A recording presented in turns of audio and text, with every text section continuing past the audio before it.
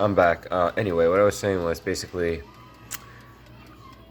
like I said, withdrawal has phases. It starts, it gets worse, and then it gets worse, and then it gets worse, worse, then better, better, better, better, right? People hate waiting for it. I couldn't consciously do it. I could not consciously stay awake all day and just not use. It was just too hard. So, pretty much what I would do is I would use my last dose, my bit of whatever drug it was, at night. I'd stop around like 10 o'clock. No, I'd say 10 o'clock. And I would just fall asleep for, God, oh my God, anywhere from like 6 to 8 hours. It would take me like usually 4 hours to withdraw. So think about it. Overlapped the gabapentin, overlapped it, it masked it while I slept, so I didn't get disrupted and wake up in fight or flight mode. Because once that kicks in, you're fucked. Unless you have comfort meds, you're gonna be awake. It's like fighting for your life feeling. So, sorry this is a short video, so I'm trying to be a little quick with it.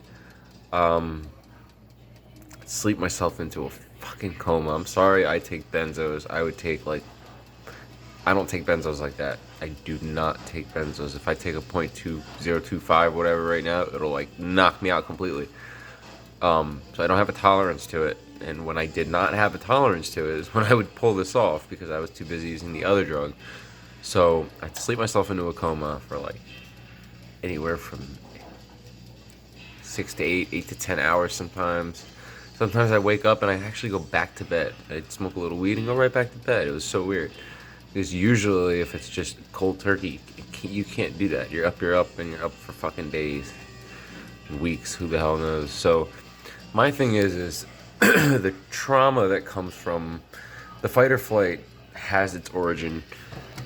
Meaning, sorry, I'm making waffles, like I said. The fight or flight has its meaning, right?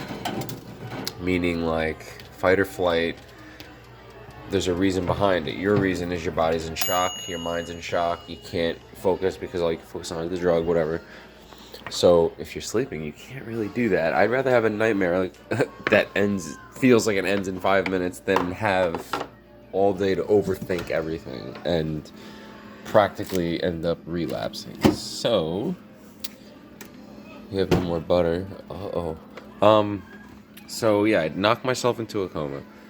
I'd wake up, eventually wake up completely sick as a fucking dog. And I'd take my Suboxone. And guess what? No precipitated withdrawal. And this was all fentanyl. No precipitated withdrawal. But I would only take like a half of a milligram, something small like that. Don't go crazy with it. Just trust me. This is why you guys fuck up. I don't believe people when they say I took 2 milligrams and went into the worst precipitated withdrawal for 5 weeks. I really don't believe you. I'm sorry. I think you're bullshitting. But anyway, and the depression, anxiety, overthinking, you have more time to do that when you're conscious. So when you go to bed, I would use my last dose around like 10 o'clock. And then for some reason, when I take a benzo, I don't want to use the opiates at all. And it's not that I like the benzo more. I don't. I really don't. It takes my energy away. And I'm an energetic person. I love my energy when I have it. I'd knock myself out into a coma. I'd even take, like I said, 1,600 milligrams of gabapentin with it. Anywhere from 6 to 600. Or 8 to 600. 1,600, sorry. Yeah, so knock myself into a fucking coma. Sleep as much as I could. If I woke up, I would smoke a little weed, and it would actually help me fall back to sleep. Because, one, fight or flight has its origins. Like I wanted to mention more, it has its origins. You know what I mean? But these medicines mask it. The anxiety, and gabapentin pretty much completely stops the withdrawal. So it gives you more time to not wake up. You won't wake up traumatized, but you will wake up out of habit, like, oh, I'm used to taking a hit at 3 a.m. or whatever. It'll cut that, so you could just focus on going back to sleep rather than getting up, watching TV, having too much fun, and going through it until you have nothing in the morning. So I'd knock myself into a coma and then wake up completely fucking sweating balls. And then, like I said, I take my Suboxone. I take, quarter of a milligram, depending on how it was. And then, like I said, the withdrawal has stages, so stage 1, usually a little cold. No, you start sweating, then you get cold, chills, whatever. I don't fucking know. And you start your nose running, your eyes watering, you start to sneeze. When you get those, you are in withdrawal. Your stomach might even hurt a little bit, but the bad part of that's not coming until day like 1.5, 2, sometimes day and a half, 3 days. For some people, depending on how long, how you use it, whatever. Yeah, I'd knock myself out. I'd wake up completely sick and take like 1/4 of a milligram. And like I said, the medicines would mask the withdrawal as I slept, so it would actually let me sleep. And I would wake up, and like I said, I don't want to do opiates on benzos. I really don't. For some reason, I just don't want to. Like, I have no desire to do it. So I would wake up completely sick, and I'd take about 1/4 of a milligram of a sub or whatever, however much I felt like my body needed. I really feel like I needed almost close to 1 milligram, so I would take close to 1 milligram. I did not go into precipitated withdrawal. I really, like I said, I can't understand how people like say like, oh, I took, half of a milligram and went into precipitation for 5 days. I'm like, no, you didn't. Your withdrawal just naturally did what it's supposed to do. Yeah, it precipitated it a little bit, but the rest of it's just naturally, it's going to get higher. It's gonna get worse before it gets better. You guys all know that.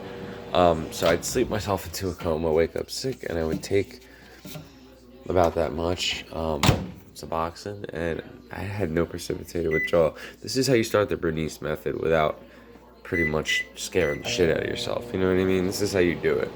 When you're too nervous to even think about it, because when you wake up like from sleep, it does take a little bit of time for your brain to process, I need a hit.